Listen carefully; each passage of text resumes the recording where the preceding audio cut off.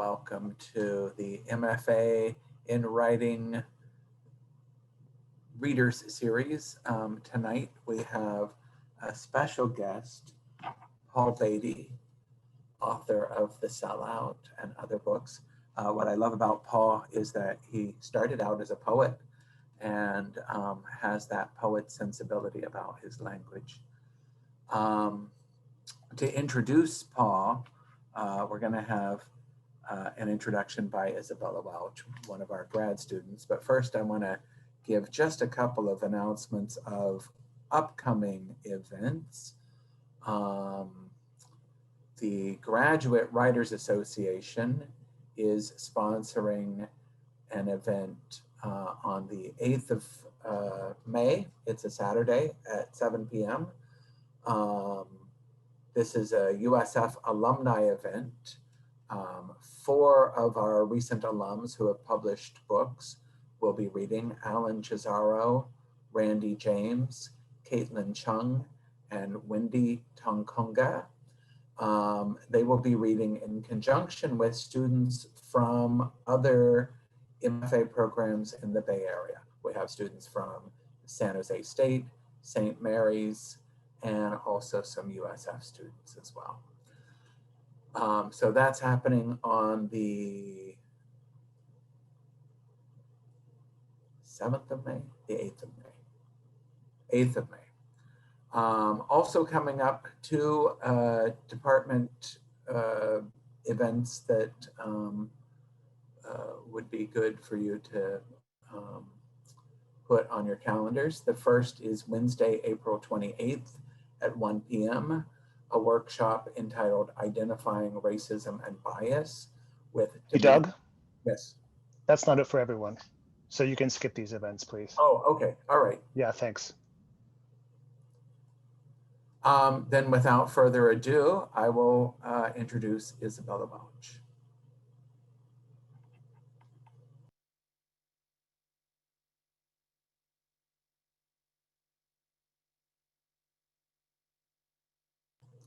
Isabella, can you unmute? No? Okay. Okay, now we're good. Thank you so much, Doug. Tonight, I know I speak for the entire MFA program at the University of San Francisco when I say that I am extremely honored to welcome acclaimed writer Paul Beatty to our reading series. He's the author of 2 books of poetry, Big Bank, Take a Little Bank, and Joker, Joker, Deuce, an edited volume, Hokum, an anthology of African-American humor, as well as 4 novels, The White Boy Shuffle, Tuff, Slumberland, and The Sellout, for which he became the first American author to win the prestigious Man Booker Prize in 2016. He holds an MFA in creative writing from Brooklyn College, where he studied with Allen Ginsberg and Tucker Farley, among others. Over the past 3 decades, Paul Beatty has built a career in writing that has traversed genres of poetry, nonfiction, and fiction alike. Through unrivaled observation and understanding of both place and identity, the characters and worlds he builds are singular, recognizable, and precisely wrought. He approaches themes of human thought, societal behavior, and the great viewshed of history with a liveliness and honesty that grips readers to the page, promising a reading experience that is unlike anything previously encountered. Reading his work for the first time, I vividly remember feeling shaken, feeling like something new and magical was occurring on the page. The energy and implications of his words asked my mind to work in overdrive. To put this more specifically, it's the way he embraces contradiction. Contradiction in regards to character, to history, to design of the work itself. In his novel, The Sellout, for instance, we see an unnamed character often at odds with his community, yet deeply loyal to that community. We see a no reservations commentary on race in America and a critique of progress that embraces frustration. I find that sense of frustration, of worlds so convoluted it seems an impossible task to set them straight, is what cracks the story wide open. Revisiting Paul Beatty's writing, I feel that important weight, lightness, and bravery every single time. We thank you for joining us tonight, Mr. Beatty. I'll now cede the floor over to you.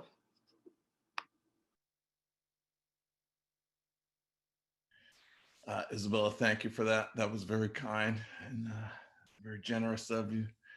Doug, thank you for the invite. Long time no see. Good to see you. I'm just gonna read. I think it's gonna be a little scattershot. It's not gonna make very much sense, but I guess I apologize. I'm just gonna read some snippets from the Sellout. I tried to pick things that don't have much dialogue in the contract that's supposed to say that I'm supposed to read for half an hour with some commentary. I don't know if it's going to be half an hour and how much commentary there's going to be, but we'll see. And thanks everyone for coming. I appreciate it. I don't know, maybe the best way is to kind of just, since Doug's talking about poetry, maybe just to kind of think of them as kind of long poems or something. When I was in grade school, I knew from how the taste of the pomegranates would bring you to tears, from the way the summer sun turned our afros blood orange red, and from how giddy my father would get whenever he talked about Dodger Stadium, White Zinfandel, and the latest green flash sunset he'd seen from the summit of Mount Wilson, that California was a special place. And if you think about it, pretty much everything that made the 20th century bearable was invented in a California garage: the Apple computer, the boogie board, and gangster rap. Thanks to my dad's career in nigger whispering, I was there for the birth of the latter. When at 6 o'clock on a cold, dark ghetto morning, 2 blocks down from where I live, Carl Kilo G. Garfield, hallucinatingly high on his own supply, and Alfred Lord Tennyson's brooding lyricism, burst out of his garage, squinting into his moleskin, a smoldering crack pipe dangling from fingertips. It was the height of the crack rock era. I was about 10 when he clambered into the bed of his tricked out hot rod yellow Toyota pickup truck. The TO and the TA buffed out and painted over so that the brand name on the tailgate read just "Yo," and began reciting his verse at the top of his lungs.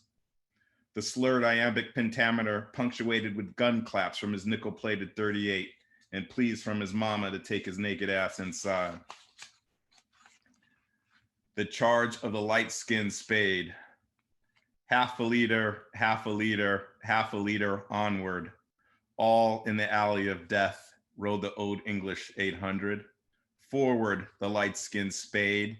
Charge for the bloods, he said. Into the alley of death rode the Old English 800. When the SWAT team finally arrived on the scene, taking cover behind patrol car doors in the sycamore trees, clutching their assault rifles to their chest, none of them could stop giggling long enough to take the kill shot. I feel like I've skipped something. It's been a long time since I've read this. Theirs is not to reason what the fuck, theirs but to shoot and duck. Niggas to the right of them, niggas to the left of them, niggas in front of them, partied and blundered, brummushed at cops in hollowed point shell, while hoopty and hoodlum fell. They that had banged so well came through the doors of death, back from the hose of hell, all that was left of them, left of the Old English 800.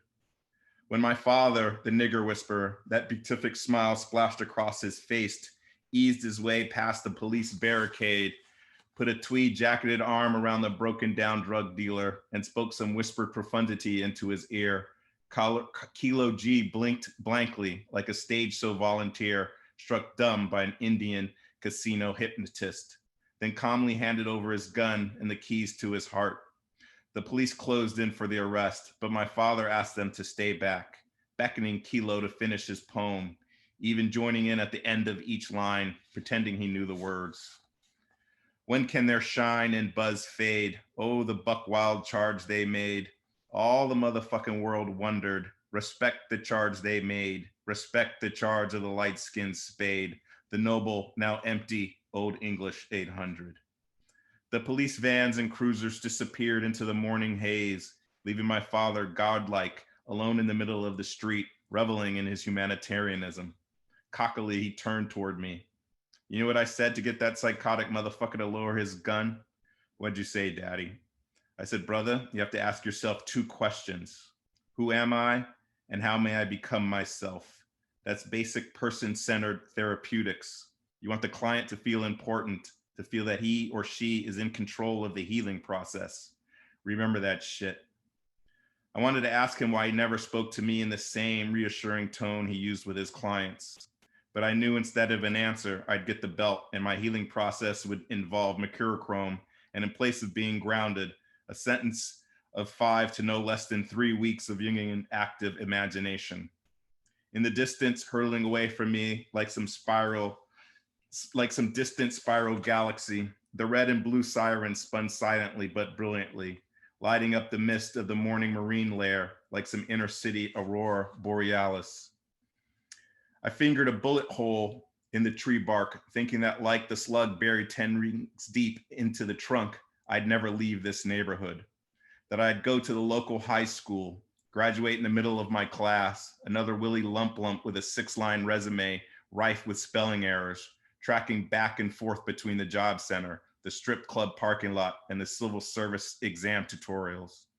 I'd marry, fuck, and kill Marpessa Delissa Dawson, the bitch next door and my one and only love, have kids, threaten them with military school and promises not to bail them out if they ever got arrested.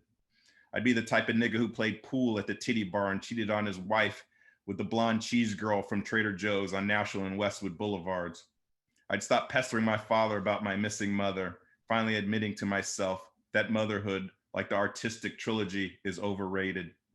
After a lifetime of beating myself up for never having been breastfed or finishing The Lord of the Rings, Paradise, The Hitchhiker's Guide to the Galaxy, eventually, like all lower middle class Californians, I'd die in the same bedroom I'd grown up in, looking up at the cracks in the stucco ceiling that have been there since the '68 quake.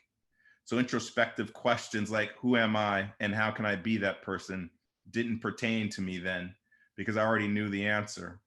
Like the entire town of Dickens, I was my father's child, a product of my environment and nothing more.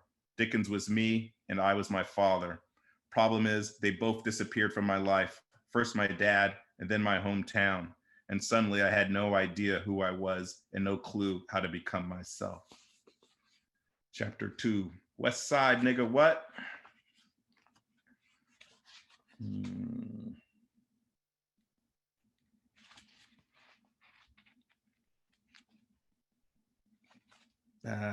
Marpessa, who he just talked about as a bus driver. Even when the air doesn't smell, when you walk the ghetto streets in a spring suit, board tucked under one arm, no one really fucks with you. Maybe once in a while, a curious stick-up kid might take the measure, look me up and down, and make a guess as to how much the pawn shop would give him for an antique town and country tri-fin. Sometimes they stop me in front of the laundromat, stare in amazement at the homie wearing open-toe flip-flops and pinch my outer layer of black polyurethane skin. Check it out, cuz. Sup? Where you keep your keys at? The 5:43 a.m., 125 westbound to El Segundo rolled in on time. The pneumatic door swung open with that strong, hissing efficiency that I love. And the driver welcomed me aboard with a friendly, hurry up, motherfucker, you letting the stink in. Bus operator number 632 thought we were broken up just because years ago she married that has-been gangster rapper, now semi-famous television cop and malt liquor pitchman, MC Panache, had 4 kids and had a restraining order requiring me to stay 500 feet away from her and the children because I would follow them home from school screaming, your daddy doesn't know his assonance from his elegy, and he calls himself a poet. I took my usual seat, the one closest to the stairwell, kicked back and stretched my feet into the aisle, wielding the board like a fiberglass African shield, deflecting the spitting barrage of polyseed shells and insults as best as I could. Fuck you, fuck you. Banished and hurt, I scuttled to the back of the bus, deposited my surfboard on the rear seat, and lay down on it like a heartbroken fakir sleeping on a bed of nails, trying to displace the emotional pain with the physical. The bus lumbered down Rosecrans, an unrequited love of my life, Marpessa Delissa Dawson calling out stops like a Buddhist timekeeper, while a crazy man 3 rows in front of me recited the morning mantra. I'm gonna fuck that bitch, black bitch up. I'm gonna fuck that black bitch up. I'm gonna fuck that black bitch up. I'm gonna fuck that black bitch up. I don't think I've ever read this part before. There are more cars in Los Angeles County than in any other city in the world. But What no one ever talks about is that half those cars sit on cinder blocks in dirt patches passing for front yards from Lancaster to Long Beach. Those not so mobile automobiles, along with the Hollywood sign, the Watts Towers, and Aaron Spelling's 56,500 square foot estate, are the closest LA gets to approximating the ancient marvels of engineering like the Parthenon, Angkor Wat, the Great Pyramids, and the ancient shrines of Timbuktu. Those 2- and 4-door rusted pieces of antiquity stand impervious to the winds and the acid rains of time. And like Stonehenge, we have no idea what purpose these steel monuments serve. Are they testaments to the bitchin' and firme hot rods and lowriders that grace the covers of custom car magazines? Maybe the hood ornaments and tail fins are aligned with the stars in the winter solstice. Maybe they're mausoleums, the resting places of backseat lovers and drivers. All I know is that each of these metallic carcasses means one less car on the road and one more rider on the bus of shame. Shame because LA is about space, and here one's self-worth comes from how one chooses to navigate that space. Walking is akin to begging in the streets. Taxi cabs are for foreigners and prostitutes. Bicycles, skateboards, and rollerblades are for health nuts and kids, people with nowhere to go. And all cars, from the luxury import to the classified ad jalopy, are status symbols. Because no matter how shoddy the upholstery, how bouncy the ride, how fucked up the paint job, the car, any car, is better than riding the bus. Alameda, Marpessa shouted, and the woman scurried aboard, toting one too many plastic shopping bags and pinning her purse tightly to her side with her elbow. She made her way down the aisle, scanning for vacancies. I can spot an LA newcomer a mile away. They're the ones who board the bus smiling and greeting the other passengers because they believe, despite all evidence to the contrary, that having to take mass transportation is only a temporary setback. They're the ones sitting under the safe sex ads, looking up quizzically from their Bret Easton Ellis novels, trying to figure out why the assholes surrounding them aren't all white and opulent like the assholes in the book. They're the ones who jump up and down like game show prize winners when they've discovered that In-N-Out Burger has both a secret menu and a double top secret menu. Mustard grilled patties? Get the fuck out of here. They sign up for open mics at the Laugh Factory, jog along the boardwalk trying to convince themselves that the double penetration scene they shot in Reseda last week is only a stepping stone to bigger and better things. Many parents brag about their kids' first words. Mommy, daddy, I love you. Stop. No, that's inappropriate. My father, on the other hand, liked to boast about his first words to me. They weren't hello or a prayer, but a sentiment found in the first chapter of every intro to social psych textbook ever written. We are all social scientists, and I suppose my first field research was conducted on the bus. When I was young, the municipal bus system was called the RTD. Officially, the acronym stood for Rapid Transit District, but to Angelinos who lived in hellholes like Watts, La Puente, and South Central, too young or too poor to drive, it stood for rough, tough, and dangerous. My first scientific paper, written at age 7, was Passenger Seating Tendencies by Race and Gender, Controlling for Class, Age, Crowdedness, and Body Odor. The conclusion was readily obvious. If forced to sit next to someone, people violated the personal space of women first and Black people last. If you were a Black male, then no one, including other Black males, sat next to you unless they absolutely had to. Whereupon they'd reluctantly pop down next to me and invariably greet me with one of the 3 security questions designed to assess my threat level. Where do you live? 2, did you see insert sporting event or Black themed movie? 3, I don't know where you from, homie, but you see this knife, gun, / contagious skin rash. You don't fuck with me and I won't fuck with you. Cool? I could tell from the way they pulled her arms to the ground that the bags were getting heavy, that she was barely holding on to her groceries and dreams. Even though she was exhausted and growing more and more despondent with each bumpy rise and fall of the worn out suspension, she preferred to stand rather than to sit next to me. They come to LA aspiring to be white. Even the ones who are biologically white aren't white.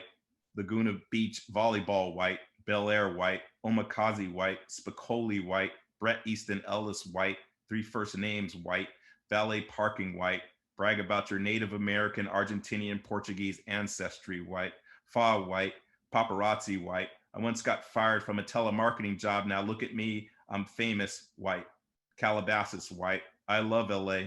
It's the only place where you can go skiing, to the beach, and to the desert all in one day white. She held on to her vision rather than sit next to me. Not that I blamed her, because by the time the bus hit Figueroa Boulevard, there were a number of people on board whom I wouldn't have chosen to sit next to either. Like the insane fucker who repeatedly pressed the stop requested button. Stop this bus, goddammit, I want to get off. Where the fuck you going? Even that early in the day, stopping a bus between designated stops was the same as asking the flight crew of an Apollo rocket to the moon to stop at the liquor store on the way. Impossible. I said, stop this motherfucking bus. I'm late for work, you fat fucking cow. Drivers, warden, and concentration camp commandants all have their own management style. Some like to sing to the passengers, placating them with uplifting jazz age ditties like Tea for Two and My Funny Valentine. Others like to hide, sit low in their seats, and let the inmates run the asylum and the aisles, seatbelts unfastened in case the need for a quick getaway arises. Marpessa was no disciplinarian, but she wasn't a pushover either. Her average workday was filled with fights, purse snatchings, fare beaters, molestations, public intoxication, child endangerment, pandering, niggas constantly standing on the wrong side of the yellow line while the bus was in motion and kicking game, to say nothing of the occasional attempted murder. Her union rep said a bus driver in this country is assaulted once every 3 days, and there were 2 things in the world Marpessa had long since decided she'd never be: a statistics and somebody's fat cow. I don't know how she resolved the problem, with a kind word or the threatening wave of the metal nigger beater she kept behind her seat, because I fell asleep and didn't wake up until we reached El Segundo, her call of last stop echoing throughout the empty bus. I'll read a little more and then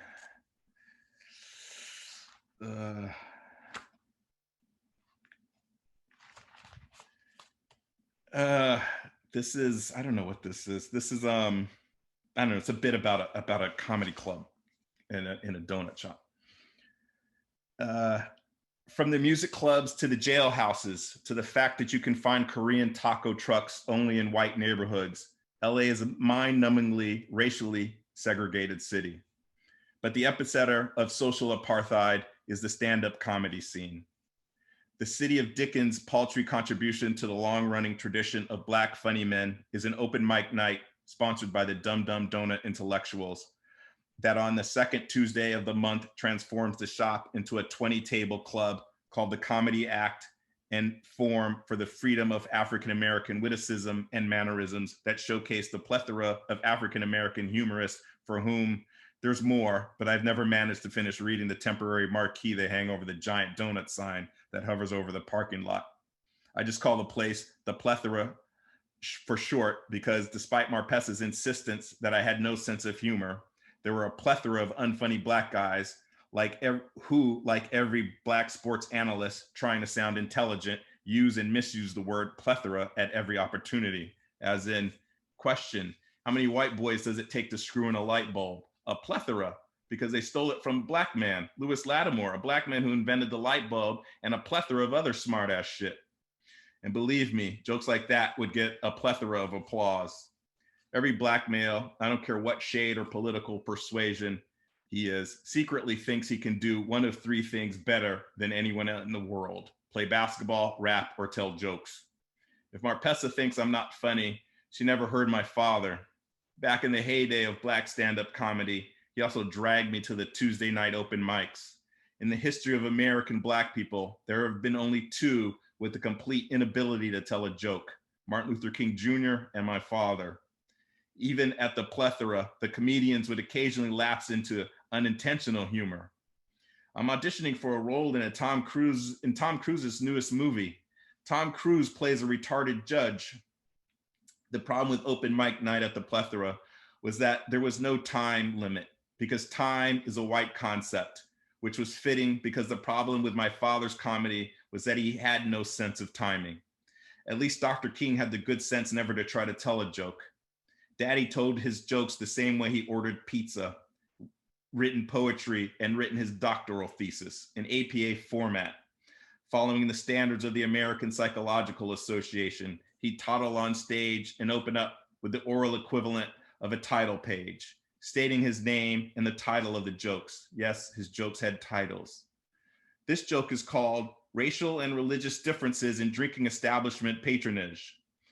Then he'd deliver the abstract of the joke. So instead of simply saying a rabbi, a priest, and a black guy walked into a bar, he'd say, the subjects of this joke are three males, two of whom are clergymen, one of the Jewish faith, the other an ordained Catholic minister.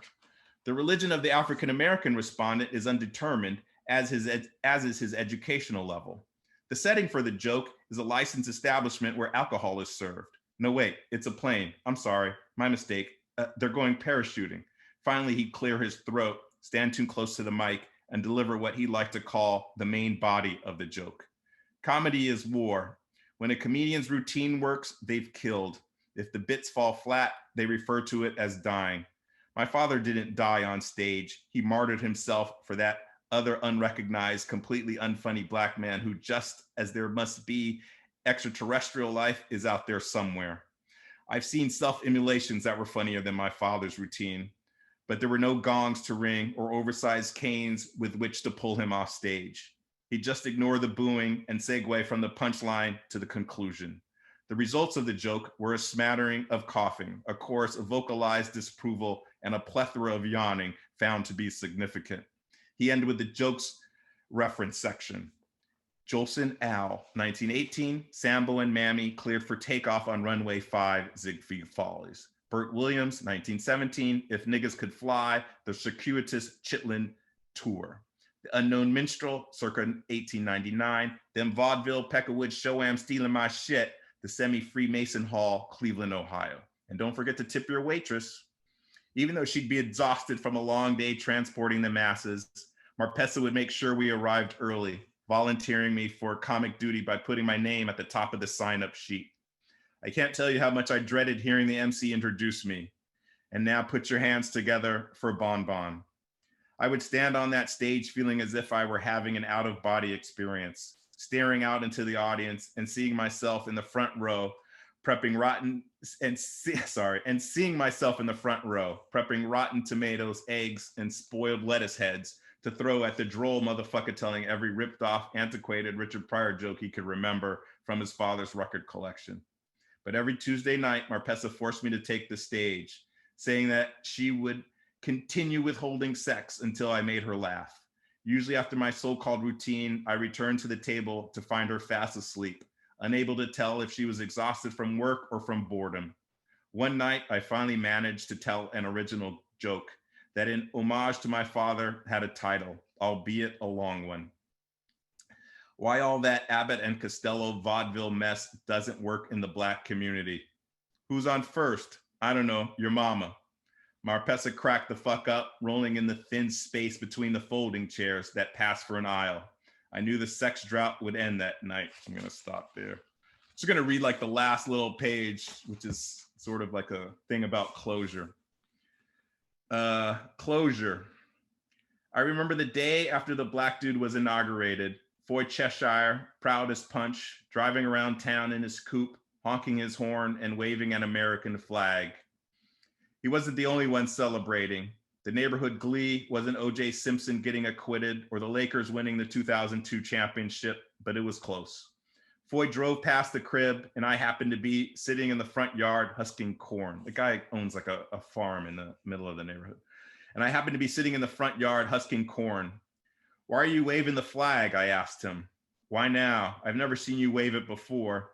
He said that he felt like the country, the United States of America, had finally paid off its debts. And what about the Native Americans? What about the Chinese, the Japanese, the Mexicans, the poor, the forest, the water, the air, the fucking California condor? When do they collect? I asked him. He just shook his head at me, said something to the effect that my father would be ashamed of me and that I'd never understand. And he's right, I never will. Thank you. I hope that wasn't too long.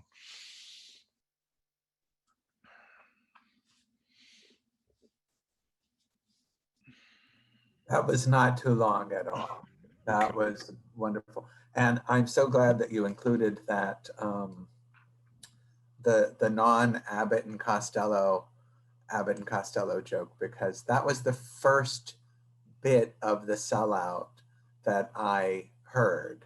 And I thought, if the rest of the book is as funny as that joke, it's going to be huge. And it's amazing. You know, we're supposed to roll credits at the beginning of the event, not at the end. So I have to go back and say thank you to Andrew Wetzel from Lyceum Agency for helping to set this up.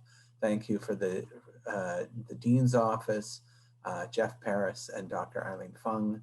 And thanks to Dave and Lale for pulling together their minds and coming up with an idea of a visitor that would satisfy not just the prose writers in the room, but the poets too.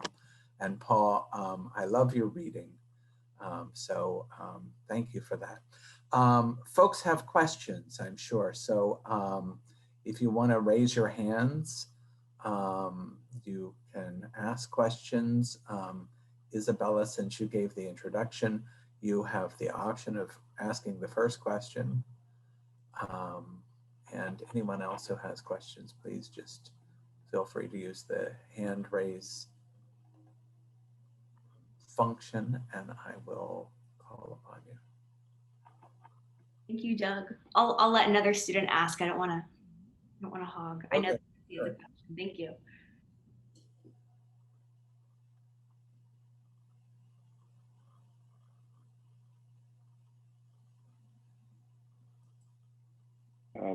Hello, I guess. Yeah, Jesse. Thank you, Paul. This reading was amazing so far in the book. Really enjoyed it, but I actually had a question going back in time a little bit, if you wouldn't mind. And this goes back to the New York Poets Cafe, because I saw that there was that was when I guess your first huge awards, and I know that was such a rich environment for poetry, and especially that lower part of Manhattan. So I just wanted to see if there was any memories or moments you remember from that time period specifically. Yeah. Yeah, I mean, the New Yorican was a different place. You know, it was open. I think, especially when it first opened, I think it was just a place for poetry. Yeah, I remember seeing Robert Creeley read there once, and you know, there are all kinds of people kind of running through there, and then it kind of developed. I guess the slam thing kind of became its thing, and I think when I did it, you know, I didn't take it too seriously. I kind of just read my poems, you know, much like, you know, I just kind of looked down and read my poems. The bit that Doug liked is actually like an old poem that I just kind of stole for myself and jammed into the book because it fit. I thought it was a poem first. It sounded like it was a poem. Yeah, that's exactly what it was. But you know, it was you know,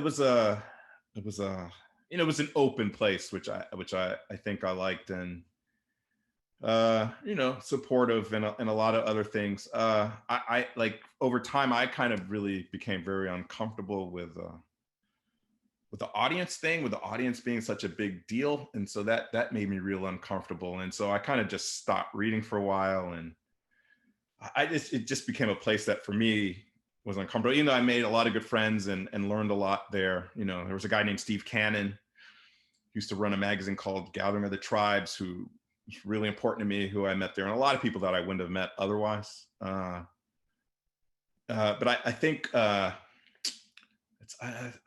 it's hard for me to talk about a little bit, but I remember writing a poem once, and I don't write too often, but I remember writing a poem, Jesse, and I'd written a line, and in my head I went, oh, they're gonna love that. And I remember thinking that in my head, and I went, whoa, that's not why I write, you know? And I realized I had gotten this kind of awareness of having an audience that made me really uncomfortable. And So I just, and for other reasons, I just kind of just pulled back, it was just became a scene, and I'm not like not a scene person. I'm not very comfortable in public, but, but I am, I'm so lucky, they published my first book of poems, Big Bank, Take Little Bank. And, yeah, I would talk to people like Miguel Agarin, like just all these really, really smart people, Lois Griffith, so a ton of people would go in and out of there, and I still think about, I heard, I have satellite radio, and I heard John Leguizamo doing a routine, and I remember being in there and seeing Leguizamo working on, one of his plays. So, I mean, there was like a ton of stuff going on, but, it just had like an open door policy that, that was, refreshing, but yeah, I'm very thankful for the place, it really, yeah, I mean, it let people hear me, and that was a good thing, and it was one of those things that kind of let me know that I was able to, people were listening, so that was helpful. I think it's important also to work out for yourself as a writer what timing is, and having that live feedback, I think, is really beneficial. Not that you necessarily want to write for the reaction, but sometimes, it's the same thing with workshop too. Yeah, I mean, I think, hearing oneself out loud can be helpful, I guess. And, I don't, especially then, I didn't really think about what I was doing or how I was doing it necessarily. I just, tried to do it to the best of my ability. But it's that people would say things to me afterwards that would have to really think, and I remember a woman coming up to me and saying, "Is everything you write so funny?" And I had never even thought about my work being funny necessarily, and just for someone to say that, I was like, oh. I remember another woman named Samantha coming up to me after a reading and go, "It must suck being you." And I was like, it's not so bad. Like, I asked her why she said that. And she said, because everybody only gets half of what you're doing. Just, so just all these like kind of little filters and things that, but, having to interact with people, it, as rarely as I did it, kind of forced me to just kind of deal with it a bit. So, yeah, I kind of learned to live with it at some point. We have a question from Lewis Busby. Hey, thanks for coming today. No, Can thanks y'all for hear me? Yes. So listen, thanks for the reading. It was totally great. Love that book. I've also read and loved Slumberland, which is a novel, for those who haven't read it, about DJs in Berlin shortly after the fall of the wall. And I was curious, I'm assuming you spent some time there. And I'm curious if you have any thoughts on what that experience is like, being out of your own country, spending some time there, writing about another place. Just any thoughts you have on that? Yeah, I mean, Slumberland's like a special book to me. It's my favorite thing that I've written. Just kind of learned how to just be uncensored writing that book. I had a hard time starting it. I read Austerlitz, Zabel's Austerlitz, and reading that book, just his rhythm and just the freedom with his language kind of reminded me of a bunch of stuff. But Lewis, to get to your question, yeah, I lived in Berlin like in the mid 90s for like most of 96, I guess maybe part of 97 or 95, 96. I don't know exactly when. But yeah, it was long. I didn't have a great time. I had a hard time there. But I learned a ton. And yeah, I mean, I it's hard to talk about. I mean, it took a while for me to, it always takes a while for me to get comfortable, and I was there on a grant that I could have for at least a year and extend it if I wanted it to. So I didn't write anything probably for at least the first 4 months, just for any number of reasons. I could go on and on about it, but yeah, I was just really uncomfortable. And then so I think one of the things is I met some East Germans, at this kind of, one of the nice things about Berlin, it's you kind of have a beer and just kind of enjoy a beer. Like I never really learned what leisure meant until I went there. You know, you don't like to see who's coming in the club. You know, it's just you're fucking just drinking and talking, which I always really appreciated. You know, I had like a ton of friends, not a ton of friends, but you know, a bunch of really smart friends. But I met these East German places, this place, I can't remember what it's called. I think it was called a blues bar. No one ever went. I mean, ever. Like there'd be 4 or 5 people in there. And you know, and then I just started, for whatever reason, I was just more comfortable with these people, you know, and a lot of them I'm still friends with today. I don't know.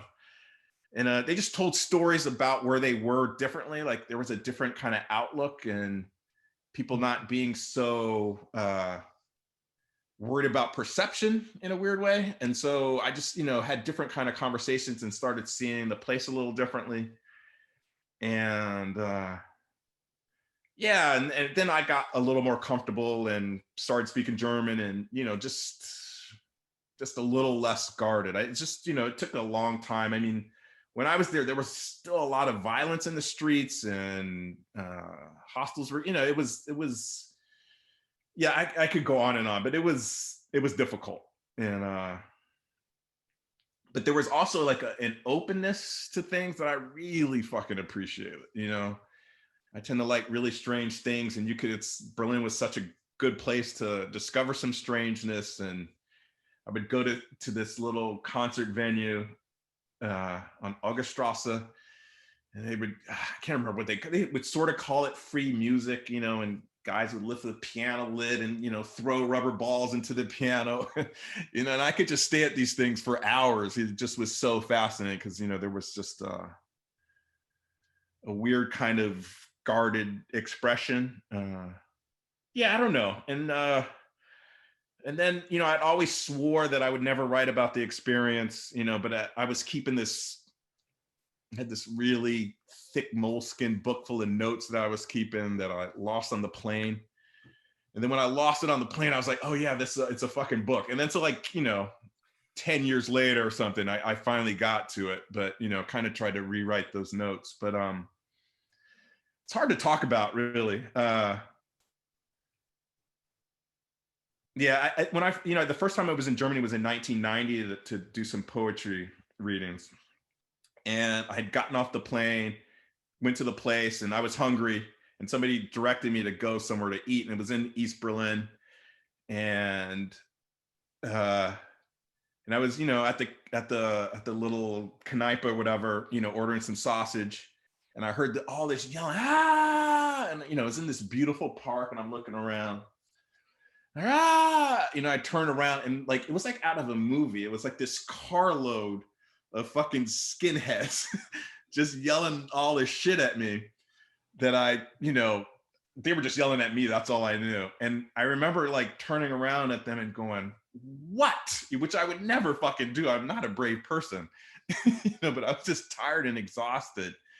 And they went quiet, you know, and like the guy at the car just started laughing and drove off. It was just right out of a movie. And then I remember going back to where I was staying, this place called the Literature Werkstatt, and telling the people these stories. And it was just so interesting how everyone had a different reaction to that, you know, for some people, oh, that never happens. For other people, oh, that happens every day. It just, I don't know, there were a lot of agendas afoot all the time there, which I found fascinating. So it was always really interesting to speak to people, like, especially once I started talking to folks. And I remember talking to a guy, having this conversation, what might even be in Slumberland. And I remember talking to this guy, and also the Germans are so, not all, but a lot of my friends were so, like, they would talk about language in a way that I wasn't used to doing with my American friends, you know, about the rules of grammar and stuff, and just having these conversations that I would always find fascinating. But I remember talking to a guy, and I was having a hard time. I was like, yeah, I'm just having a hard time here. And he was like, well, why? And I said to him, I feel like every time I'm having a conversation, you know, people are speaking for the entire country. And he goes, we don't do that. There you go. You know, and it was like, so it was, you know, but I learned a lot. And as I got more comfortable, it was a place that I returned to a lot. You know, I have a lot of very good friends there. And I learned about myself. I mean, I learned a shit ton about myself. And came up with these kind of weird theories about Germanness and Blackness being very similar. And yeah, I don't know. It's a special place for me. It's changed a lot, you know, over the past 25 years or whatever it's been. Yeah, it's been a couple years since I've been back, but sorry to belabor the point. Oh, but no, thanks so much. yeah. Yeah, really great. Love that book. Yeah. Thank you. Carl.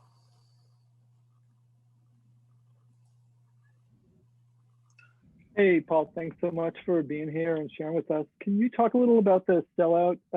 Particularly, I'm wondering about where that character originated for you, you know, how you came to write in his voice, and then maybe did that character surprise you as you went along and wrote? You know, did he change over time? Curious about that.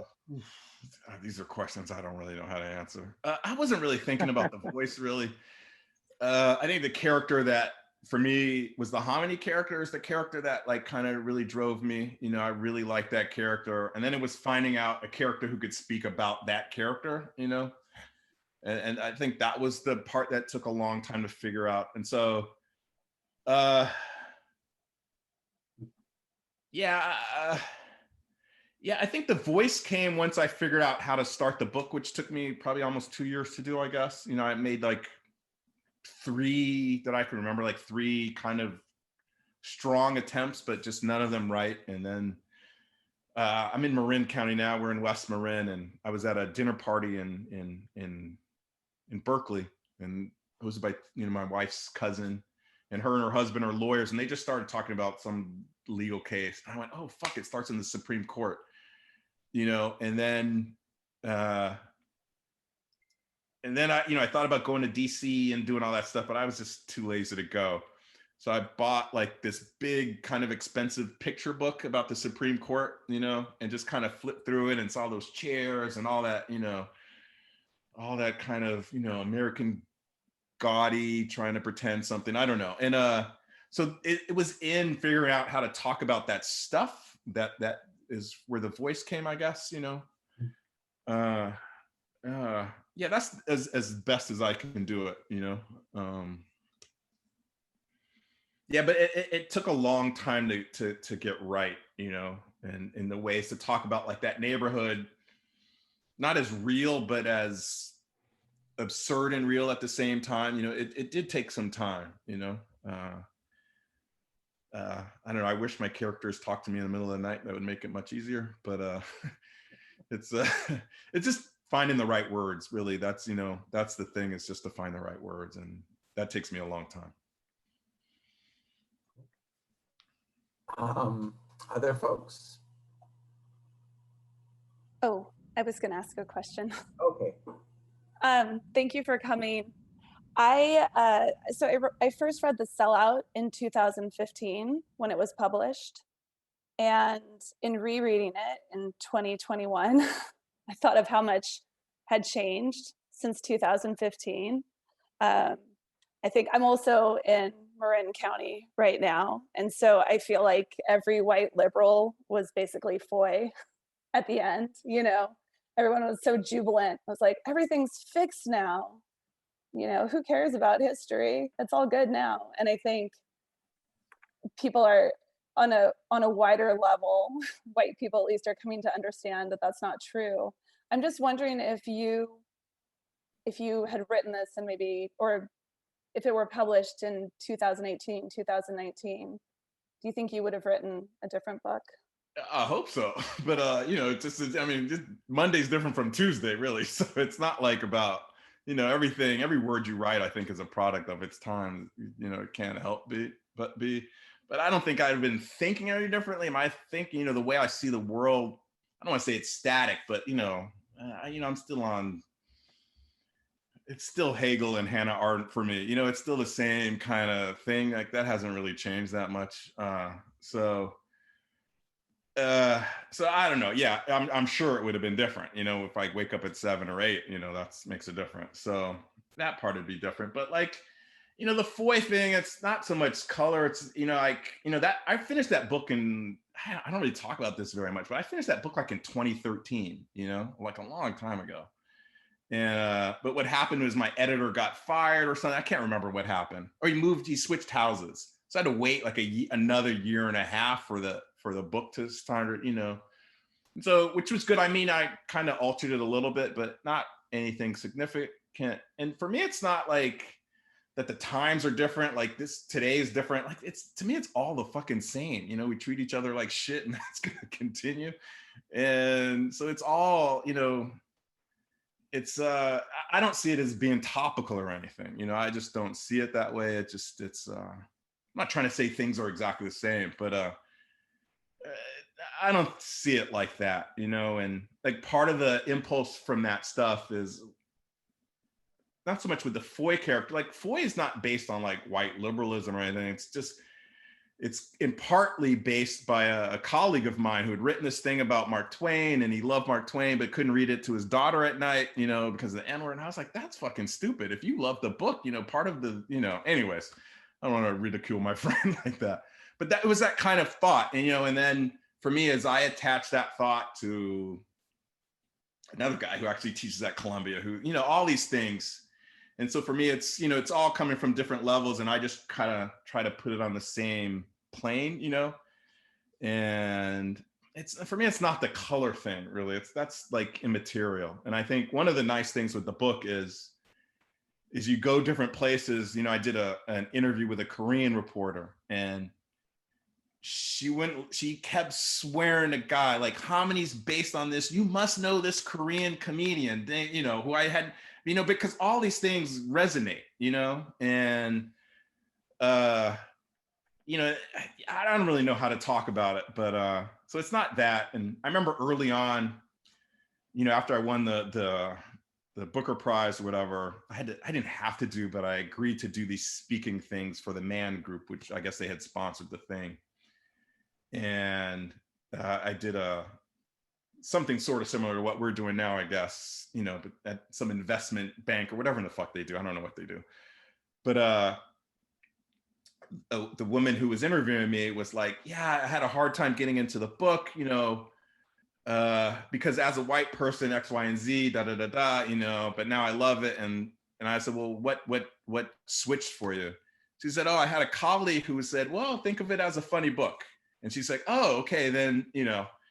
And then I said, well, what color was he? And she goes, well, he was white. So I was like, well, it had nothing to do with you being white. You know, it's you being white and X, Y, and Z. You know, it's like all these other things. So it's, so I don't know. It's just, I try to write the book by not taking the easy way, you know, and it's, yeah, so I don't like have this audience. Like I saw the Toni Morrison documentary where she was like, yeah, I'm writing for Black. I don't have that. You know, I'm kind of like writing for my wife and writing for my friends who are, you know, they're an amalgam of all kind of different kind of shit, you know, like an imaginary thing of my friends, I guess. And so, yeah, you know, race is a part of it, but it's not like I don't see it as like I don't see it like as Foy as a stand-in. You know, there are always going to be Foys. There's always, you know, those things aren't going anywhere. And, you know, I was in Australia talking to a guy, and, you know, I guess he sees himself as Aboriginal, and was talking about the Foy character, and was like, man, the Foy character. I was like, that's me, you know, but you know, I feel like, you know, all the criticism, like, you know, and I was like, yeah, it's all of us at some level. You know what I mean? I think not all of us, but it's yeah, I don't know. I think, you know, it's one of those things turn fascist really quickly. You know what I mean? So it's like, it's yeah, no, I could go on and on about this, but you know, that there's these things that like, you know, like now listening to people, I you know, I hear things that, and again, this is from being in Berlin a bit, listening to my East German friends talk about like how they grew up and things that they had to deal with and certain freedoms. And I hear things that remind me of things my East German friends would say that they would always hear, you know, about this notion of correctness and all these other kind of things. And how do you carry yourself, what you're supposed to look at. I hear little, I don't want to overblow this, you know, like, you know, but I don't see any of it as really new. Hopefully my perspective is new, the way I'm framing it is new, but it's people, you know. And I think I had to do class today, and you know, they're asking me these sort of similar questions, and I was getting my doctorate before I quit to start writing in psych. And, I had a Professor Chin, who I just learned a ton from. And I remember we had done a little seminar in his house, and a woman said, well, we're all human beings. And I remember him cutting her off and going, what makes you feel the need to say that? Shouldn't that be a given? He just started talking about like the need to say these certain things.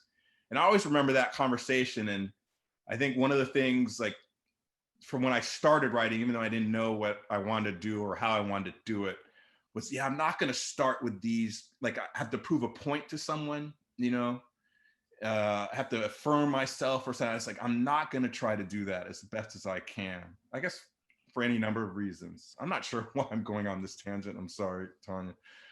But yeah, but some of that was kind of not thinking about audience and all this kind of stuff in terms of color and all this kind of shit. I'm just like, I'd like to think that things that people find were good are translatable. It's either all universal or none of it is, and I'm fine with either one. So yeah. Let's see, Paul, we have a question from Grace. Grace? Oh, I actually forgot my question. I'm sorry. That's all right. That's all right. I can come back to you if you think of it again. We've got a question from Jessica also. Sure. I was curious, I think it's so rare to read really good works of humor fiction. Like, short pieces is one thing, but to really be able to carry off humor for an entire work is really hard. And I was so impressed as I was reading this. Of course, I kept thinking about some of like iconic works in the genre, right? Like Confederacy of Dunces and Scoop and, some of the famous works of satire, but also of like humorous critique, like The Radiance of the King. But one of the things that I think all of those three works have in common, and I'm assuming, like, I'm sure you're familiar with them or some number of them, is that, and I think satire in general, right? It relies so much on exaggeration and hyperbole and really absurd situations, and lends itself to kind of caricatures and that kind of thing.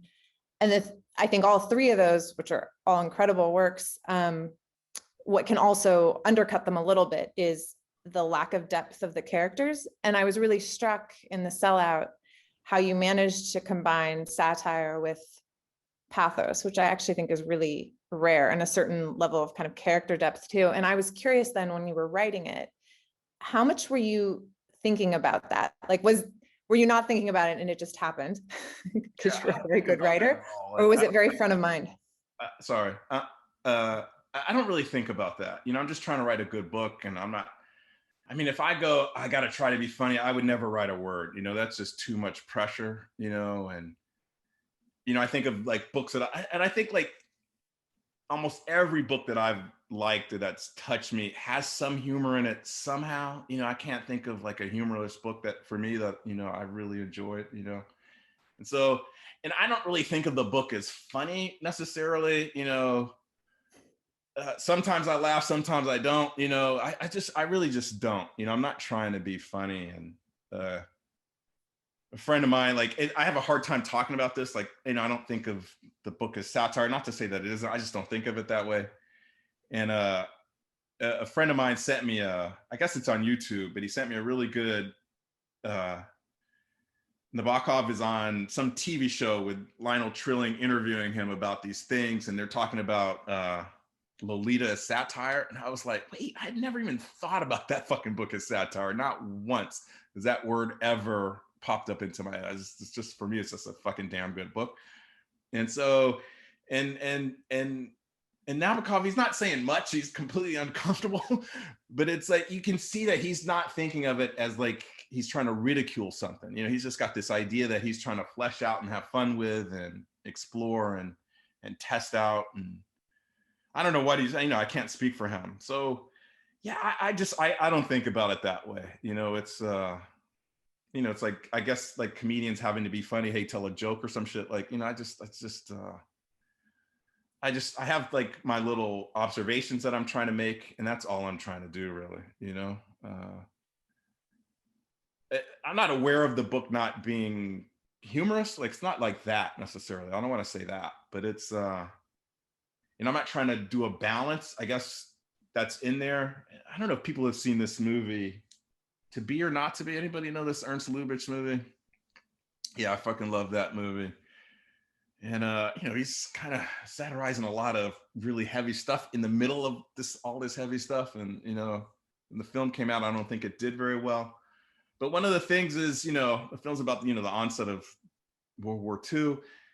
And in the middle of the film, I had a student point this out in one of my classes. It's like there's this, I don't know, feels like 10 minutes. It's probably just 5 minutes, but there's a part in the movie where they actually fight the war, World War II is actually being fought. And it's like, it's a weird way to talk about, what's at stake, like what are they really making fun of, and so yeah, it's smart, but I'm not trying to go, yeah, I need some pathos here. God, it's a good word. I haven't read that. It used to come up in my Mad magazine. That word used to come up a lot in Mad magazine, but yeah, I think I'm just doing Mad magazine, which I guess was funny, but it was so serious. There's so many jokes that for me, that things from when I was like 7, 8, just these jokes that I remember that I never laughed at, but they really resonated, and I haven't forgotten them. And so there's something about that it's not about the humor necessarily, but it's about the dissonance sometimes. Somebody's brought up contradiction, that just kind of acknowledging that stuff. And I think sometimes that can feel like humor in a weird way, but it's not necessarily, I'm trying to have my cake and eat it. I understand that, but that's a little bit what it is. Paul, I was going to ask you to give us a movie recommendation, and that's a great one, To Be or Not to Be. Yeah, it's a fantastic film. High on myself. Anyways, it's such a good movie, and I think when I think about it, I have like a thing in here about Jack Benny changing his name. That I think I was going to read, and then I fucking love Jack Benny, and so that movie just kind of reminded me of how much I really like Jack Benny, and the concessions, like just changing your name to to fit in and all these things. And yeah, I don't want to get myself in too much trouble, but yeah, it's such a good film. I guess the Criterion app is really kind of saving me right now. Yeah, I'm watching the same shit I've always watched, so it's not all of it, but it's, I'm just watching a ton of Uzo and Juzo Itami, whose movies are either really bad or really good. But yeah, I don't have like a movie like, hey, you have to go see this. If I think of something, I'll let you know. But I really don't have one right now. I saw one last night that I thought you would appreciate. It was Night in the City, the Jules Dassin. Yeah, that's a fucking fantastic film. All right, we have to pinch it off here and give people a chance to regroup so that they can visit their seminars tonight. You're going to be visiting Lale's seminar, so this gives you a chance to take a little break. I invite everyone to unmute, give a round of applause to Paul, and thank you so much. Thanks, Doug, for having me, man. Thank you. Thanks, everyone. Appreciate it.